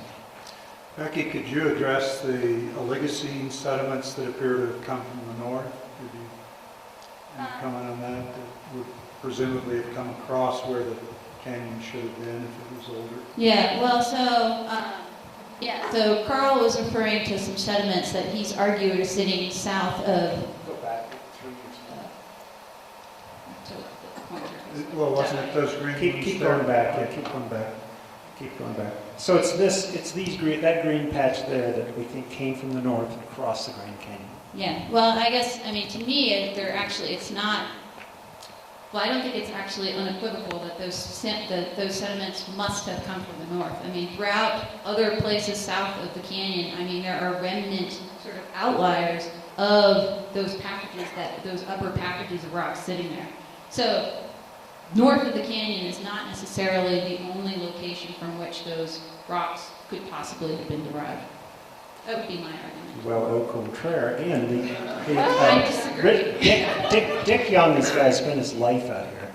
And he recognizes the class, as we all would, is coming from the north. The nearest place is over here in the Aubrey Cliffs, which could not explain the southern transport. So, But that doesn't mean that, I mean, what we're talking about here are past landscapes. So I would agree that today there may not be those remnants sitting there from which those sediments could be derived today. That is not necessarily the case 30 million years ago. well, just the guy who's done all the mapping is the guy I'm listening to, and this is his interpretation. He's co-author. I'm sticking with him. All right, let's try again. Any questions from the audience? Okay, I'm going to cheat because I have the microphone. I do have one. You had talked about following that river all the way up into Canada Yes. and looking for sediments. Bell Well, River. is there a way of looking for Grand Canyon, recognizable Grand Canyon sediments, either east or west, in some track that might be logical to either of you? Yes, we're embarked on that with a new grant from NSF. And we look at detrital zircons. So just like we separate the apatites out of rocks, we can separate the zircons out of a sediment. And it's like a little barcode. You date every grain, or 100 or 1,000, however you think is needed to statistically represent the ages of the zircon grains that were feeding that sand and gravel. And it's got its own issues, but it's the best method we have right now for tracking the path of past failure moves. We're going to do this again in, what, how many years do you need? 5? Bring you back in 5 years? No, it's a two-year grant, so we better do it. 2-year grant. Okay. So what we're going to do is, if you've got a question, Nancy, no, who's Judy? Nancy, Judy, Nancy, Judy. We only have one mic, so one of you has to be it, or it'll be me. Okay. If you've got a question, put your hand up. Judy will bring you a microphone. No, but then you don't have one. You can? Oh, you guys are so good. Okay. No, that's the high-speed mic, and yours is the slow-speed mic.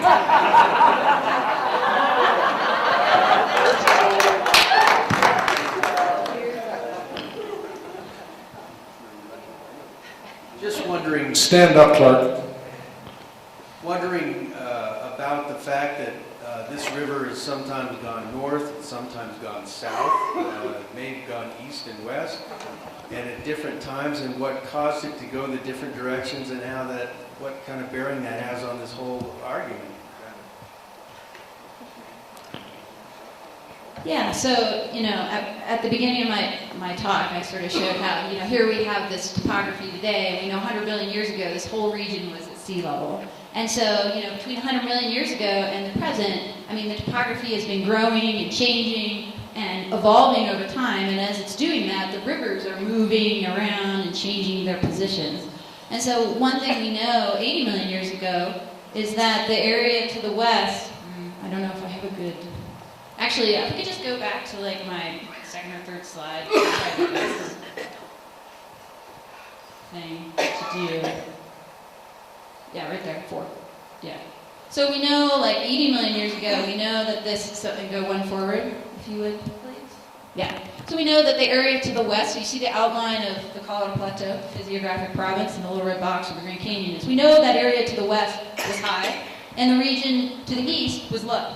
Okay, there's a whole, there's lots of data to support that, which would mean that any rivers that you would have had with their headwaters in that area to the west would have been draining to the east. So if you incise the Grand Canyon shortly after this time interval, that would mean that the rivers would have been draining eastward from highlands in the west to lowlands in the east. Now today, actually, the Colorado Plateau is generally higher than the area to the west. Okay, so, today then you would expect rivers to potentially flow in the opposite direction. So certainly what the topography is doing is providing the fundamental control on what the rivers are doing. And one thing that we're after when trying to decipher when the canyon was carved and where the rivers went is what the topography was doing over this time frame. So, they're all sort of interrelated questions that are bearing on each other. And if you look here in Colorado during that same time period, 70 to 50 million years ago, we had the Laramide mountain ranges forming here in Colorado, and presumably by 40 million years ago, all of Colorado is completely flattened off, and we now have these 14,000 footers lifted up in the last 25 to to still being lifted up today, probably. So that's a lot happening in that 70 to 50 million years just right here. Actually, in the Arkansas Valley, that story is the case. And so if you look at the whole western U.S., there are lots of other things that come into play during that whole 70 million year span. But people don't like the complexity of it, but I just say, we have an interstate highway through Albuquerque that runs east-west. That used to be Old 66. And prior to that, it was little bits of roads that got hooked together. And prior to that, it was cattle trails. And so it's not really that startling to think that the final freeway that we see that carries water from the Rockies to the Gulf might have made use of old Route 66 and little bits as it developed through all these landscapes that Becky described.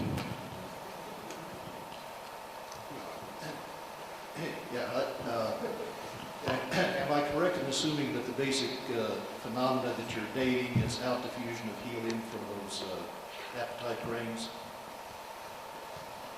Yes, that's the basic phenomenon. So, okay, then I have a technical question, and in that case I owe the audience a little bit of background. That's a process that happens as things get smaller. They change ever more slowly. We call that exponential decay. There are a great many, all across science and technology, there are a great many phenomena that work this way, and that leave us records of things that have evolved in that fashion. They pose problems to unfold that are well known to be the absolute devil of a problem. And you have given us a very good example of that in this case. I have not seen this technique of running a large number of test functions, presumably against your final data. But one of the things I notice is that most of your test functions are monotonic. They're mostly all going to lower temperatures with time.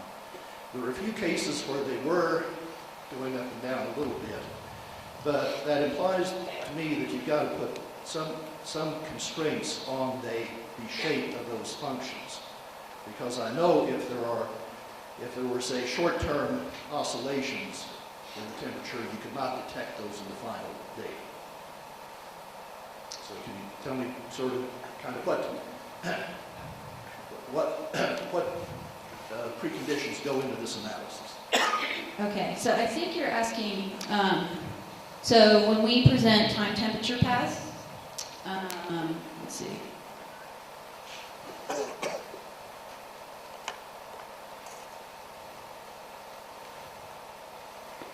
So when we present time temperature paths like this, so your point is that in all of these time temperature plots that we're showing a cooling history for the most part. And part of the reason why we're doing this is the case in this particular geologic setting is that in this case, from 80 million years ago to the present, this has dominantly been an erosional landscape. So things have been eroding and cooling. Now in reality, you can actually use this technique to decipher both heating and cooling paths. So in this case, But probably with some very significant time resolution limits.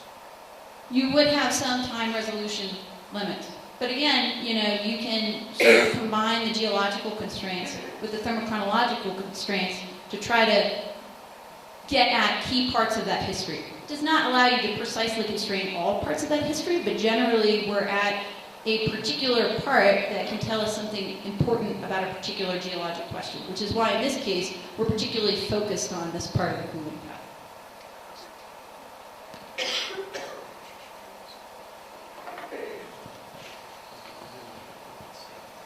My question, or kind of two questions, is one's a simple one of where are the imbricated gravels located? Are they high or low in the canyon, east or west?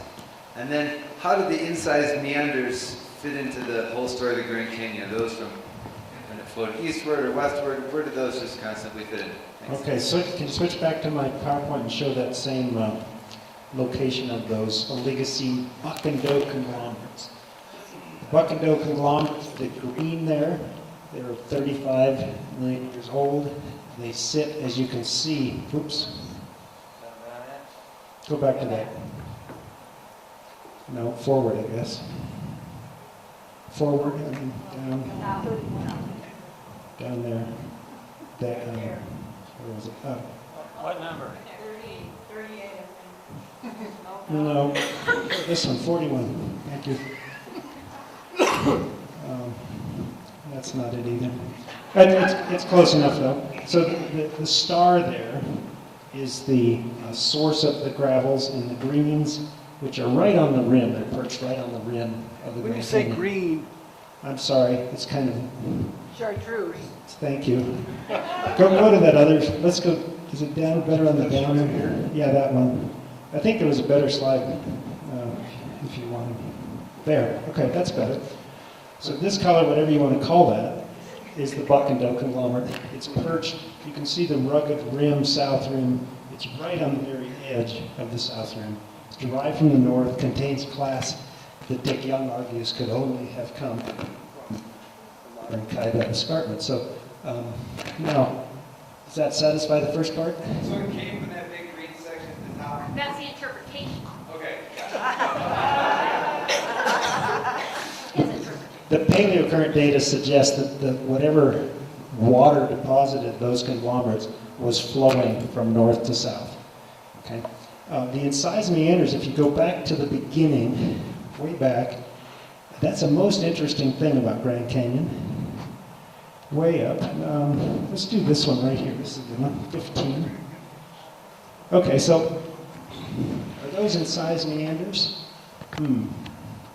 That was Powell's idea, that the river established itself in a low gradient system on flat topography, had meandering morphology like the Mississippi River, and that the landscape was lifted up through the river to preserve the ancient meanders.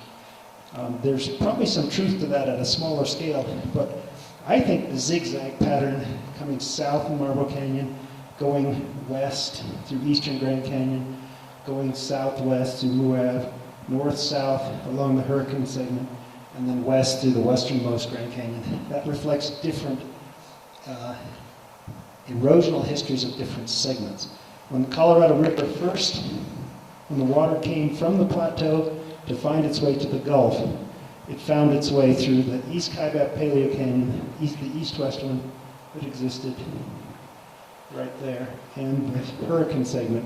And so to me, they're not incised meanders, they're this highway story where it's making use of earlier roads or earlier avenues. I agree with Carl, and I think that's one of the reasons why this has been such a hard problem for such a long time, and why it has puzzled geologists for so long, because it doesn't look like something simple as sometimes you will see in other landscapes.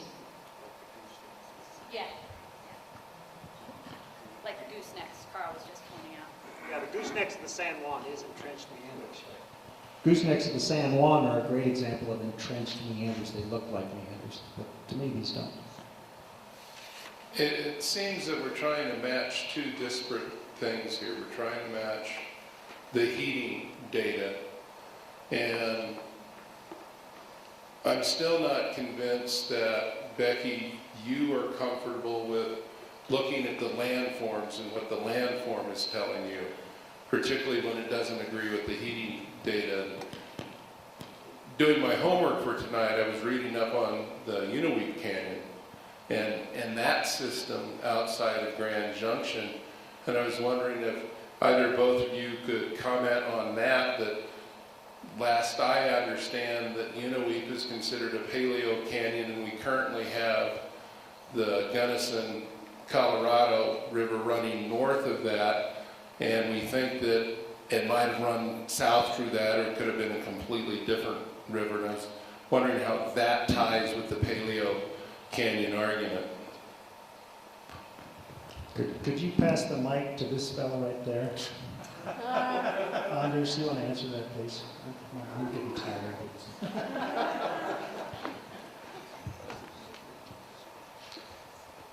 My name is Andre. I teach geology in Grand Junction.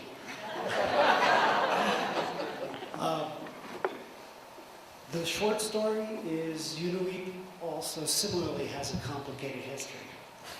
And it's not a slam dunk that there necessarily was a paleo canyon.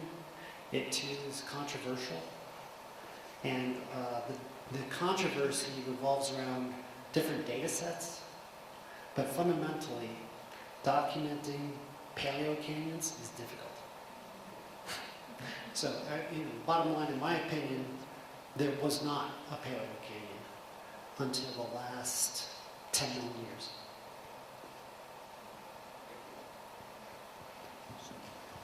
Anyone else? Hello.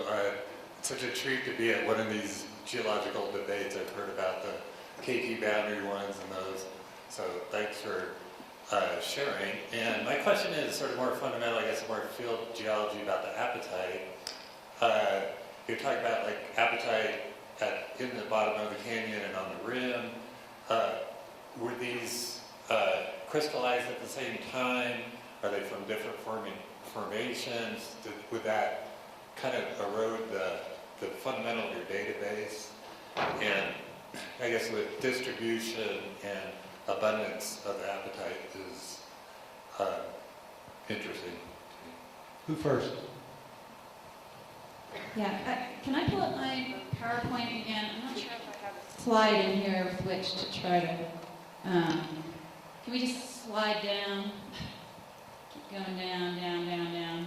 I might have something in here which I think is important to show this. Down, down, down, down. Down, down. Got a lot of extra stuff in here. Just down, down. Oh, I might not have it. Down, down. I put like everything in there except this one slide. Okay.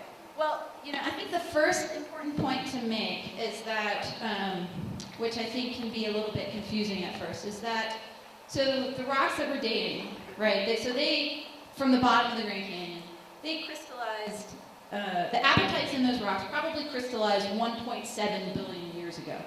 But the history that we're dating is much, much younger than that, okay? And this is because when you have an apatite, and you have the parent generating helium, it's happily generating helium consistently through radioactive decay, but it's only when your apatite reaches temperatures of like 70 degrees C that it actually retains that helium and ultimately records a date. Okay? So, and if you have an apatite that has a date and you heat it up above this critical temperature, like 70 degrees C, you're going to cause complete helium loss from your apatites and you're going to return it to zero age. So I guess that's the first point, is that the helium dates that we're obtaining are much, much younger than the crystallization age of the apatite and the crystallization age of the rock, and they're telling us about a very different part of the story. Okay, and for much of what we've been talking about here, we've been talking consistently about samples from the bottom of the Grand Canyon.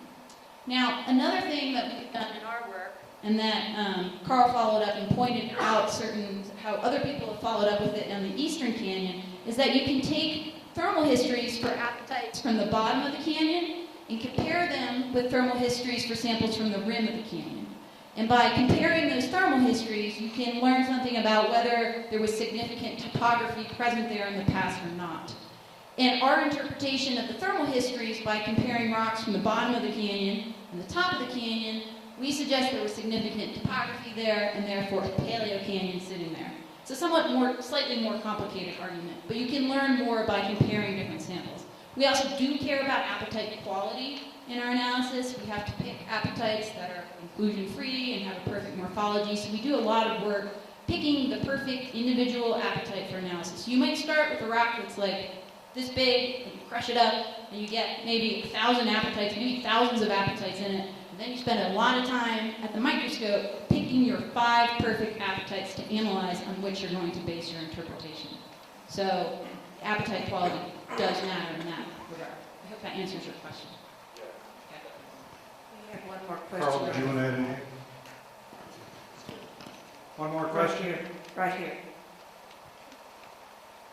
First, I may not understand enough to answer this question or ask the question, so just tell me if there's something that I'm just not seeing. But when your temperature curve, there's 2 of them, and they show a rate of cooling that that the slopes are similar. And one of them, it cools to 60 degrees C, and then it seems like it stays stable for like 50 million years, and then it cools at the same rate. And I believe you're saying that that second rate of cooling is when that canyon incision occurred. On the other curve, it cooled all the way to 20 or 30 degrees C. So what caused the same rate of cooling at that first port until it stabilized, if that was not exposure or wetting, as from the incision? And why did it then stabilize for those 50 million years until it cooled again?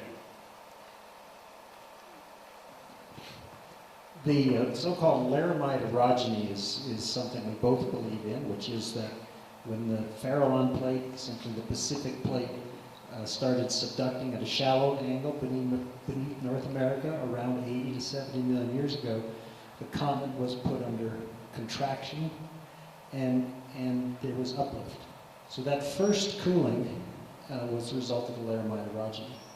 Now, that is erosion associated with it. So the question is, how much erosion, how much uplift, and did the rocks that we're looking at today cool all the way to very near the surface? Did they cool to within a kilometer or 2 or 3? And so the difference, you pointed out exactly right, the difference in our interpretation is that after the laramide, we think the westernmost Grand Canyon was sitting at 50 or 60 degrees, and that's shown by the track length data. And Becky thinks it was about 30 degrees, and that's shown by the 4-3 modeling. So I think that you've hit it exactly right. That's the difference.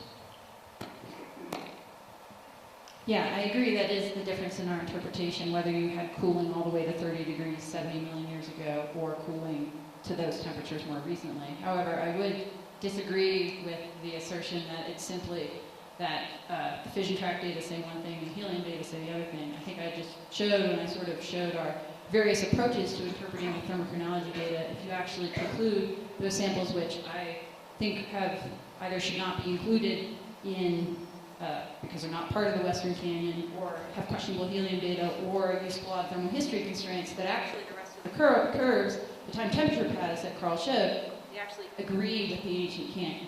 So to me, a large part of this is how we actually are going about interpreting the data. Okay, it's late. We surely appreciate you all coming out on a Friday night. Don't go. Don't go. We appreciate Karl coming from Albuquerque and Becky coming from Boulder, and lots of other folks came from Denver and Alamosa and Grand Junction to hear this. And let's give everybody a big hand, including the Collegiate Peaks Forum.